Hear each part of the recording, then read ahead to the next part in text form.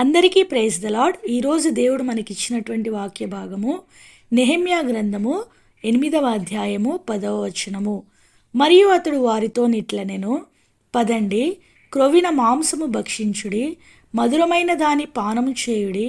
ఇది వరకు తమ కొరకు ఏమీయూ సిద్ధం చేసుకొనని వారికి పంతులు పంపించుడి. ఏలైనగా ఈ దినము మన ప్రభువునకు ప్రతిష్ఠితమాయెను. మీరు దుఃఖపడకుడి, యెహోవా యందు ఆనందించుట వలన మీరు బలమొందుదురు. ఈ దినము మనకి ఇవ్వబడినటువంటి మాట, యెహోవా యందు ఆనందించుట వలన మీరు బలమొందుదురు. అంటే ఈ యొక్క మాటను బట్టి మనం ఆలోచిస్తే దేవుని యందు మనం ఆనందించుట వలన మనము బలం పొందుతాము అనేటువంటి మాట ఇక్కడ మనకు కనబడుతున్నదనమాట. ఈ యొక్క నెహెమ్యా గ్రంథము 8వ అధ్యాయము 1వ వచనం నుండి మనము ఈ యొక్క మాట 10వ వచనాల వరకు మనము చూసినట్లయితే, వీరు యెరూషలేము యొక్క ప్రాకారములు కట్టబడిన తర్వాత చూడండి, నెహెమ్యా గ్రంథము 7వ అధ్యాయము 1వ వచనంలో, నేను ప్రాకారమును కట్టి తలుపులు నిలిపి ద్వారపాలకులను గాయకులను లేవీయులను నియమించిన పిమ్మట. మనందరికీ తెలుసు, నెహెమ్యా తన యొక్క జీవితంలో తను ఉద్యోగం చేస్తూ ఉన్నప్పుడు ప్రాకారములు కూలిపోయాయి అనేటువంటి, ప్రాకారములు కాలిపోతున్నాయి అనేటువంటి వార్త విన్నప్పుడు ఆయన దేవుని సన్నిధిలో కూర్చొని ఏడ్చి ప్రార్థించి తను సెలవు పొంది ప్రాకారములు తిరిగి నిర్మించడానికి తను వచ్చినట్లుగా మనము నెహెమ్యా మొదటి అధ్యాయంలో మనము చూస్తామన్నమాట. అయితే వచ్చినటువంటి నెహెమ్యా ఆ యొక్క ప్రాకారములను కట్టాడు, తర్వాత తలుపులను నిలవబెట్టాడు, తర్వాత గాయకులను లేవీయులను అందరినీ అక్కడ ఏర్పాటు చేసి మొత్తము సరిచేసిన తర్వాత ఆయన ఏం చేస్తాడంటే ప్రతిష్ఠిత దినమును ఆయన ఏర్పాటు చేసినట్లుగా మనం ఇక్కడ చూస్తామన్నమాట. అయితే మనం కూడా అంతే కదా, ఏదైనా ఒక నిర్మాణం జరిగినప్పుడు, ఏదైనా ఒక కట్టడంను మనం నిర్మించినప్పుడు, అది ఇల్లు కావచ్చు, మందిరం కావచ్చు, ఏదైనా ఒక హాల్ కావచ్చు, స్కూల్ కావచ్చు, ఏదైనా కానీ ఒక ఫంక్షన్ హాల్ కావచ్చు, ఏ నిర్మాణమైనా కట్టబడిన తర్వాత మొట్టమొదటిగా దాన్ని గృహప్రవేశం లేకపోతే గృహ ప్రతిష్ట, మందిర ప్రతిష్ట, ఆ విధంగా మనము ఆ యొక్క ఇంటిని కానీ, గృహాన్ని కానీ, మందిరమును కానీ, ఫంక్షన్ హాల్ని కానీ, ఏదైనా కానీ ఆ కట్టడాన్ని మనం ఏం చేస్తాము, ప్రతిష్ఠిస్తామన్నమాట. అలాగుననే ఈ యొక్క ప్రాకారములు కట్టబడిన తర్వాత అన్నీ సరిచేయబడిన తర్వాత నెహెమ్యా కూడా ఒక ప్రతిష్ఠిత దినమును ఏర్పాటు చేసి అందరినీ ఆహ్వానించినట్లుగా మనము ఈ యొక్క 8వ అధ్యాయం 1వ వచనంలో నుండి మనం కొన్ని మాటలు చదివితే మనకు అర్థమవుతుందన్నమాట. అయితే ప్రతిష్ఠిత దినము అంటే ఆనందించవలసినటువంటి దినం. వాస్తవానికి మందిర ప్రతిష్ట లేకపోతే గృహ ప్రతిష్ట, ఏ ప్రతిష్టకు వెళ్ళినా కూడా మనం ఏం చేస్తామండి, ఆనందంతో వెళ్తాము. తర్వాత ప్రేమావిందు ఏర్పాటు చేయబడుతుంది. తర్వాత సంతోషంగా మనం ఆరగించి అక్కడి నుంచి వచ్చేటువంటి వారంగా ఉంటాం. అయితే ఈ యొక్క అధ్యాయంలో మనం చూస్తే వీళ్ళు ఏం చేస్తూ ఉన్నారు, దుఃఖపడుతూ ఉన్నట్లుగా మనము చూడవచ్చు. ఎందుకు దుఃఖపడుతున్నారు? మామూలుగా ఈ దినం ప్రతిష్ఠిత దినం కదా, దేవుడు చేసినటువంటి మేళ్ళ విషయమై పడిపోయినటువంటి ఆ యొక్క ప్రాకారములు కట్టబడినటువంటి ఆ యొక్క పరిస్థితిని బట్టి ఆనందించవలసినటువంటి ఈ యొక్క సమయంలో వీరెందుకు దుఃఖంగా ఉన్నారు, వీరిలో ఎందుకు ఆనందం లేకుండా ఉంది, వీరిలో ఎందుకు బలం కోల్పోయారు అనేటువంటి విషయాన్ని మనము చూసినట్లయితే మనం అందరము ఎరుగుదుము. అక్కడ అందరూ సమకూర్చబడిన తర్వాత ఎజ్రా యాజకుడైనటువంటి లేక శాస్త్రి అయినటువంటి ఎజ్రా అక్కడ ఏం చేస్తూ ఉన్నాడంటే ధర్మశాస్త్ర గ్రంథమును తీసుకొని అందులో కొన్ని మాటలను చదివినట్లుగా మనము చూడవచ్చు అనమాట. ఆ యొక్క మాటలు విన్న తరువాత ఆ యొక్క మాటలను బట్టి వాళ్ళు ఏం చేస్తూ ఉన్నారు, ఏడుస్తూ ఉన్నారు. ఇదే విషయము మనకి ఇక్కడ చెప్పబడుతూ ఉన్నదనమాట. జనులందరూ ఇక్కడ ఈ వచనం 9వ వచనం చూడండి, జనులందరూ ధర్మశాస్త్ర గ్రంథపు మాటలు విని ఏడవ మొదలు పెట్టగా. ఇక్కడ ఎందుకు ఏడుస్తున్నారు వీళ్ళు? ధర్మశాస్త్రంలో ఉన్నటువంటి మాటల్ని విని వాళ్ళు ఏడుస్తూ ఉన్నారు. అంటే ధర్మశాస్త్రం అంటే దేవుని యొక్క వాక్యము, దేవుడిచ్చినటువంటి ఆజ్ఞలైతేనేమి, దేవుడు చెప్పినటువంటి మాటలైతేనేమి, ఈ యొక్క మాటలు విన్నప్పుడు వారు ఏం చేస్తూ ఉంటున్నారంటే అక్కడ ఏడుస్తూ ఉన్నట్లుగా మనము చూస్తూ ఉన్నాం. అంటే వారి జీవితాల్లో ఈ యొక్క శారీరక సంబంధమైనటువంటి ఆ యొక్క యెరూషలేము యొక్క ప్రాకారములు కట్టబడినటువంటి దాన్ని బట్టి వారు ఆనందిస్తూ ఉండవచ్చు, కానీ ఆత్మ సంబంధమైనటువంటి వారి యొక్క హృదయం అనేటువంటి ఆ యొక్క ప్రాకారము ఇంకా నిలవబడలేదేమో, ఇంకా అది బలముగా లేదేమో, అది పడిపోయిన స్థితిలో ఉన్నదేమో, దాని యొక్క తలుపులు పడిపోయాయేమో. అందుకనే వారి హృదయాల్లో వాళ్ళు ఏం చేస్తూ ఉంటున్నారంటే వారి ఆత్మలో ఉన్నటువంటి పతనమును బట్టి, వారి యొక్క ఆత్మీయ జీవితంలో ఉన్నటువంటి ఆ యొక్క సరైనటువంటి విధానంలో లేనటువంటి ఆ యొక్క పరిస్థితిని బట్టి వాళ్ళు ఏం చేస్తూ ఉంటున్నారంటే దుఃఖపడుతూ ఉన్నారు, వాళ్ళు ఏడుస్తూ ఉంటూ ఉన్నారనమాట. ఈ యొక్క ధర్మశాస్త్రం అయితేనేమి, దేవుని యొక్క వాక్యం అయితేనేమి ఆత్మకు సంబంధించినటువంటిదిగా మనము చూడవచ్చు అన్నమాట. అంటే దేవుని వాక్యము ఎప్పుడూ ఆత్మానుసారంగా ఆత్మకు బోధించేదిగా ఉంటుందన్నమాట. ఇక్కడ ఈ బలము అని చెప్పబడుతున్నటువంటి ఈ యొక్క బలము మన శరీరానికి ఇవ్వబడేటువంటి బలము కాదు, కానీ మన యొక్క ఆత్మకు ఇవ్వబడేటువంటి బలమును గురించి ఇక్కడ ఈ యొక్క మాట చెప్పబడుతూ ఉన్నదనమాట. వారి యొక్క హృదయాల్లో ఉన్నటువంటి ఆ యొక్క పతనమైనటువంటి జీవితాన్ని బట్టి వారు ఏడుస్తూ ఉన్నప్పుడు ఈ యొక్క నెహెమ్యా, తర్వాత ఈ యొక్క ఎజ్రా, తర్వాత కొంతమంది లేవీయులు వాళ్ళు ఏమంటున్నారంటే మీరు దుఃఖపడవద్దు, ఏడవవద్దు, ఈ దినము మీ దేవుడైన యెహోవాకు ప్రతిష్ఠిత దినమని వారితో చెప్తూ ఉన్నారనమాట.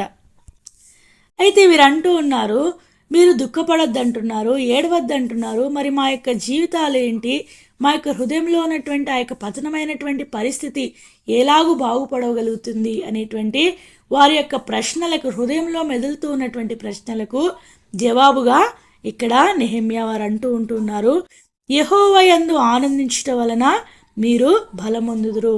పతనమైపోయినటువంటి మీ యొక్క ఆత్మీయ జీవితాన్ని, పడిపోయినటువంటి కాలిపోయేటువంటి పరిస్థితిలో ఉన్నటువంటి మీ యొక్క ఆత్మీయ జీవితాన్ని బట్టి మీరు దుఃఖపడద్దండి, ఏడవద్దండి. ఎందుకంటే మీరు బలం పొందటానికి అవకాశం ఉంది.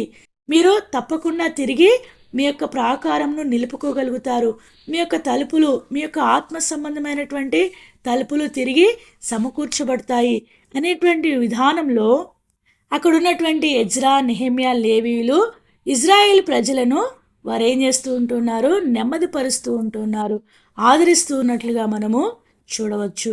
అయితే మన జీవితాల్లో మనం కూడా మన యొక్క ఆత్మీయ జీవితం చూసినట్లయితే మన యొక్క ఆత్మ బలంగా ఉంటున్నదా, లేకపోతే శరీరం మాత్రమే, ఈ యొక్క శరీరానికి అవసరమైనటువంటి ఆహారాన్ని మనము 3 పూట్ల లేకపోతే 4 పూట్ల అవసరమైనటువంటి దాన్ని ఆకలైనప్పుడు మనము అందిస్తూ మనము శరీరాన్ని పుష్టిగా ఉంచుకుంటూ ఉన్నాం, కానీ ఆత్మ ఎలా ఉంది, నీలో ఉన్నటువంటి ఆత్మ బలంగా ఉందా, నీలో ఉన్నటువంటి ఆత్మ పతనమైపోయినటువంటి పరిస్థితిలో ఉన్నదా అనేది మనం ఈ దినాన గుర్తించుకొని దాన్ని పరిశీలన చేసుకునవలసినటువంటి వారమై ఉంటూ ఉన్నాం అన్నమాట. ఒకవేళ అలాంటి బలహీనమైనటువంటి పరిస్థితిలో ఉంటే, అలా పడిపోయినటువంటి స్థితిలోని యొక్క ఆత్మ ఉంటే, ఈ దినము దేవుడు నీతో మాట్లాడుతూ నీకు తెలియజేస్తున్నటువంటి విషయం ఏంటంటే, యెహోవా యందు ఆనందించటం వలన మీరేం చేస్తారు, బలం పొందుతావు. నువ్వు ఇంక ఏడవాల్సిన అవసరం లేదు. నీ యొక్క ఆత్మీయ జీవితం పతనమైపోయిందని, ఇంతవరకు నేను ఎంత శ్రేష్టమైన దాన్ని పోగొట్టుకున్నానని దేవుని వాక్యాన్ని బట్టి నీవు గృచ్చబడుతూ, దేవుని వాక్యాన్ని బట్టి నీవు సంధించబడుతూ, దేవుని వాక్యాన్ని బట్టి నీ యొక్క హృదయాన్ని నీలో నీవు సరి చేసుకుంటూ నీవు ఏడుస్తూ దుఃఖపడుతూ ఉన్నావేమో.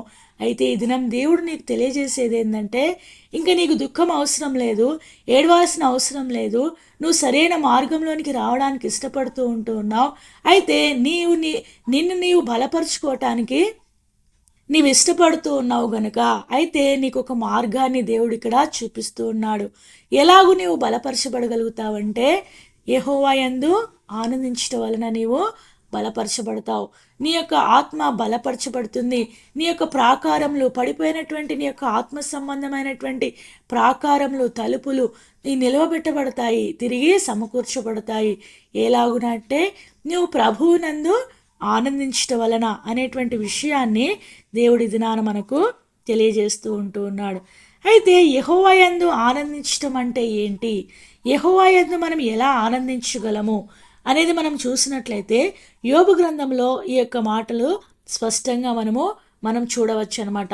యోబు గ్రంథము 22వ అధ్యాయంలో అతని స్నేహితుడైనటువంటి వ్యక్తి ఈ విధంగా అంటూ ఉన్నాడు. యోబు గ్రంథము 22వ అధ్యాయము 26వ వచనము. అప్పుడు సర్వశక్తుని యందు నీవు ఆనందించదవు. సర్వశక్తుడు అన్నా యెహోవా దేవుడు అన్నా ఒకడే, తండ్రి అయినటువంటి దేవుడే. అయితే ఈ సర్వశక్తుడైనటువంటి యెహోవా దేవుడైనటువంటి ఆ దేవుని యందు నీవు ఆనందించదవు అని ఎలీఫజు అంటూ ఉన్నాడు. ఎవరితో అంటూ ఉన్నాడంటే యోబుతో అంటూ ఉన్నాడు. ఇక్కడ అప్పుడు అనేటువంటి మాటను మనము చూస్తూ ఉన్నాం. అప్పుడంటే ఎప్పుడని, పైన ఇవ్వబడినటువంటి వచనాలు మనం చూసినట్లయితే ఇక్కడ పైన ఇవ్వబడినటువంటి వచనాలు మనము చేసినప్పుడు, పైన ఇవ్వబడినటువంటి వచనాల ప్రకారం మనల్ని మనము కట్టుకున్నప్పుడు మనం ఏం చేస్తాము, సర్వశక్తుని యందు ఆనందిస్తామంట. అయితే కొన్ని వచనాలు, కొన్ని మాటలు మనం చూస్తాము. మొట్టమొదటిగా ఆయనతో సహవాసం చేయాలి. 21వ వచనంలో మనం చూసినట్లయితే దేవునితో నీ యొక్క సహవాసం ఎలా ఉన్నది, దేవునితో అసలు సహవాసం చేస్తున్నావా, దేవునికి సమయం అనేది ఇస్తున్నావా. దేవుడితో సహవాసం అంటే దేవునితో మాట్లాడాలి, నీవు దేవునితో మాట్లాడుతూ ఉండాలి. అలాంటి అనుభవం నీలో లేకపోతే నీవు నిజంగా ప్రభువునందు ఆనందించలేవు.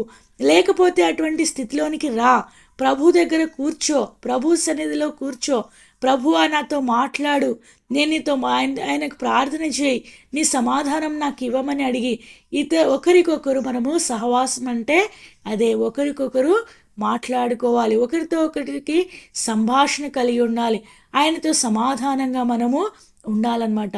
నీలో ఉన్నటువంటి పతనాన్ని బట్టి, నీలో ఏదో బలహీనమైనటువంటి పరిస్థితిని బట్టి నీవు ప్రభువుకు దూరం అయిపోయావేమో, నీ యొక్క బలహీనత ప్రభువుకి నిన్ను దూరం చేసిందేమో. ఆ బలహీనతను విడిచిపెట్టి ప్రభు దగ్గరికి వచ్చి ప్రభువుతో నీవు సహవాసం చేయాలని దేవుని వాక్యంలో దేవుడు తిరిగి నీవు బలం పొందటానికి పిలుస్తూ ఉన్నాడనమాట.